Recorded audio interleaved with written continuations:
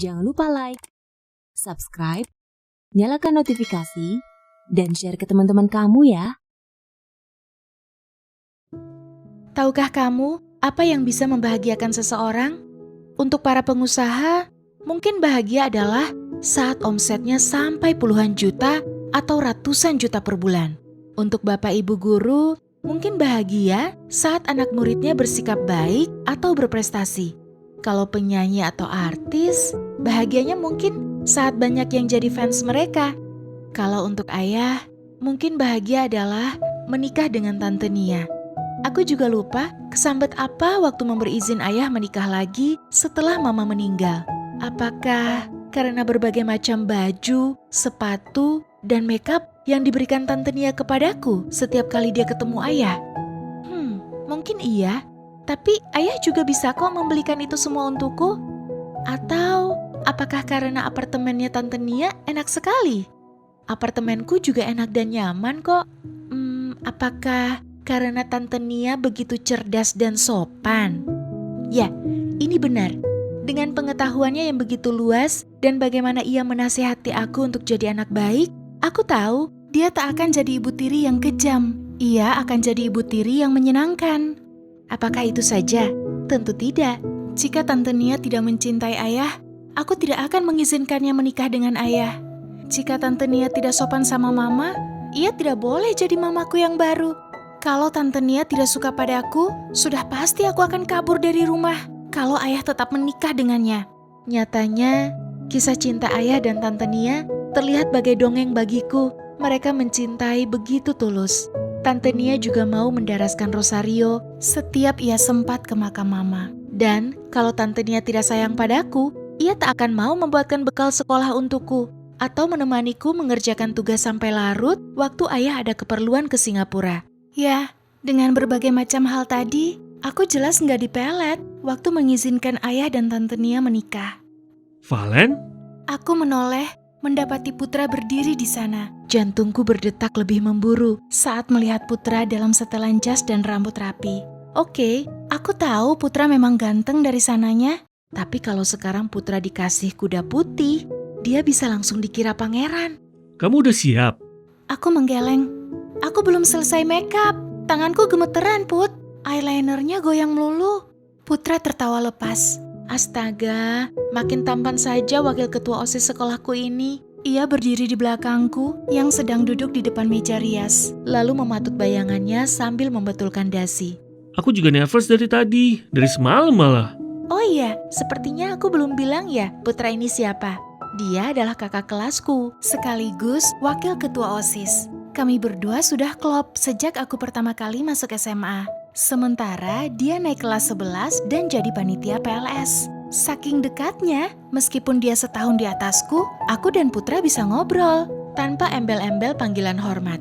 Sejujurnya, aku ada rasa sama Putra dan kakak kelas sudah menunjukku sebagai gebetannya Putra. Tapi kami tetap berhubungan seperti biasa. Aku berusaha mati-matian supaya tidak menunjukkan perasaanku kepada Putra. Dan Putra sendiri sepertinya tidak tertarik menjadikan aku lebih dari adik kelas kesayangan. Jadi, 1 semester berlalu, hubungan kami tetap sahabat. Dan sebentar lagi akan menjadi kakak adik. Oh iya, aku juga belum bilang ya. Putra ini anaknya Tante Nia. Aku memutuskan untuk memakai eyeliner nanti saja. Lalu mulai mengambil catokan dan membentuk rambutku menjadi gelombang-gelombang besar. Dulu, aku tidak pernah tahu cara menata rambut selain mengucir kuda dan mengepangnya. Tapi Tante Nia mengajariku cara menggunakan catokan untuk meluruskan dan mengeriting rambut. Aku bisa makeup natural cepat begini juga karena diajarin Tante Nia.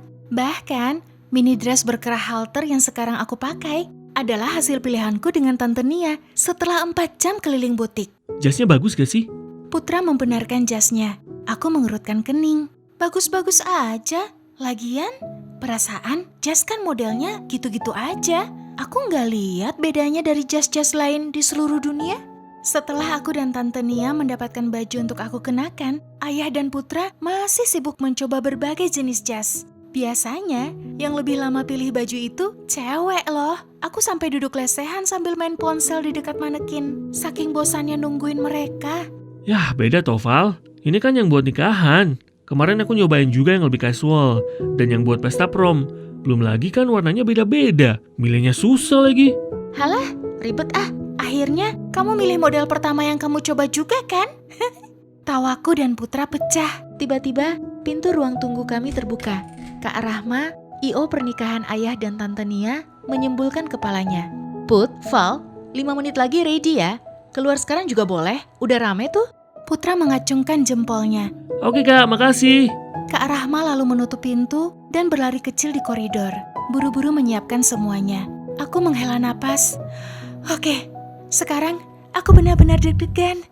Bukan ding, bukan deg-degan. Lagian ngapain deg-degan juga? Orang aku tinggal nunggu pemberkatan pernikahan selesai, resepsi selesai, udah deh, beres semuanya.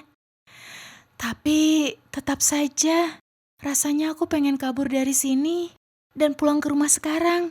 Atau nggak ke rumah juga nggak apa-apa deh. Aku bisa telepon Mika atau Rin. Lalu kami bakal nongkrong di mall, minum es jeruk nipis sambil melupakan sejenak fakta kalau aku dan Putra akan segera jadi saudara, alias kakak adik, alias lagi perasaan cinta selain sebagai saudara terlarang.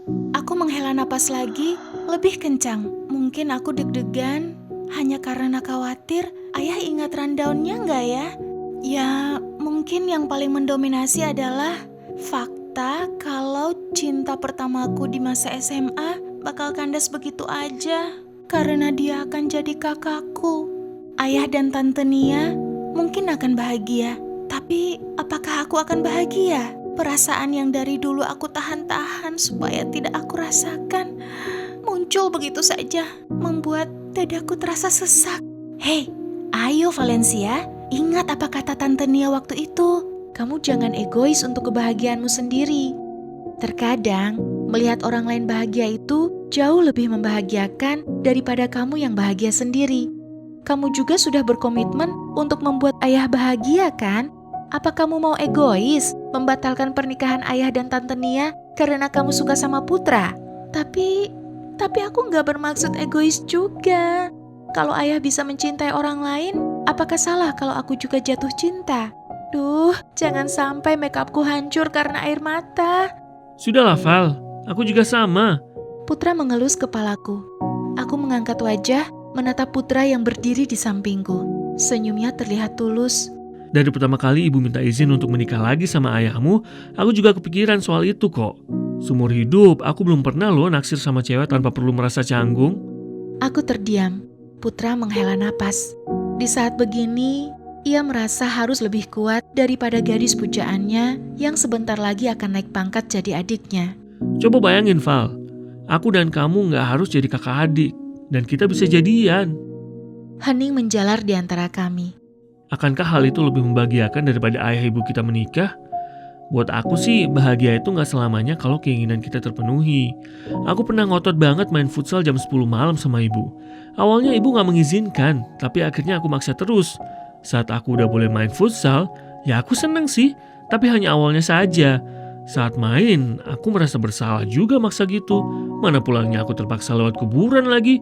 Berasa gak direstuin sama ibu. Mau tak mau aku tersenyum kecil, tapi awan kelabu masih menggantung di hatiku. Gini deh. Gimana kalau kita menyatakan cinta aja? Mabok ya? Mana bisa? Seruku gemas. Bukan. Maksudku, kita mengakui perasaan kita.